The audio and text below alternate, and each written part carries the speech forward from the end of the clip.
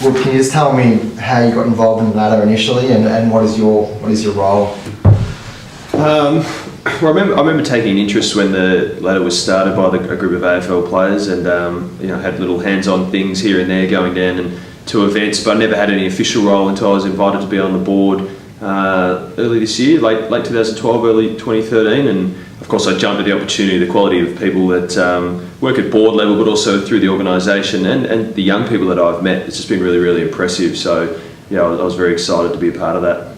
So how does a boy out of Carey Grammar become involved in youth homelessness? What motivates you to be involved in something like that?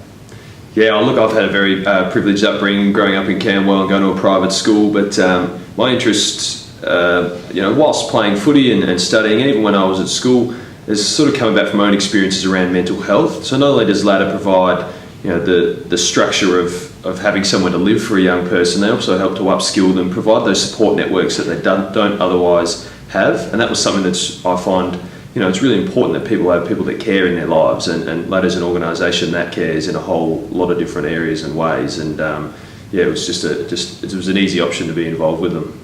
And what responsibility do AFL footballers have to the community to be involved in charitable causes like this and to help others in general? Yeah, responsibility is a word that's thrown around a lot with professional athletes, that and role models. I think it's each to their own, but if you delve down and you spoke to most professional athletes and AFL players in Australia, I think you'd find that the majority of them have a different cause or causes that they're involved with. It's fantastic that ladder is the AFL players' charity of choice, that it was grown from the playing group and it's supported directly by them. But like I said before, it is each to their own, but we've had some great ambassadors and people involved in the programs over the last few years that have made a real difference and an impact in young people's lives. What message do you give to your teammates or players you might socialise with about ladder, and why should they be, or what can they do to get involved? Yeah, I found that the relationship between players and the ladder organisation and the young people involved actually goes two ways. So it's well documented the benefits that the young people receive from having the support of high-profile mentors, or even just being able to meet and interact and ask questions. But at the same time, the results that have come from players actually being involved with these young people and the influence they've been able to have, but what they've been able to learn in return about maybe that person's different upbringing, giving a different perspective. I think that's really been shown to be a useful tool and asset for players in their own right. So how has being involved with ladder developed you as a person, and how is it, or has it, helped your football?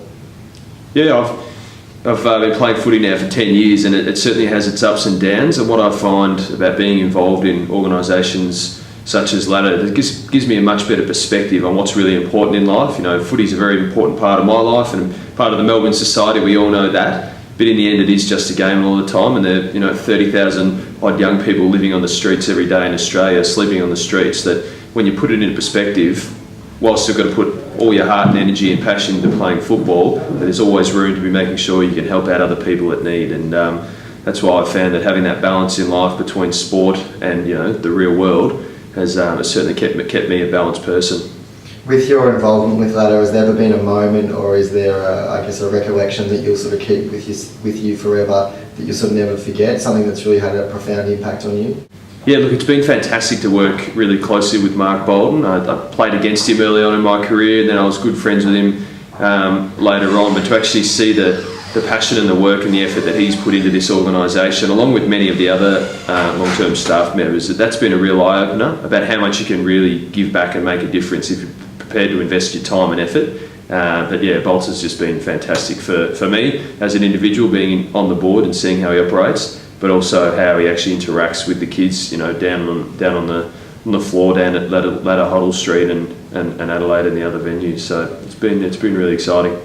What qualities do you think that the staff at Ladder sort of have, and what sort of qualities do you see coming out in the ambassadors and the AFL players that come down, given the sort of work they're doing?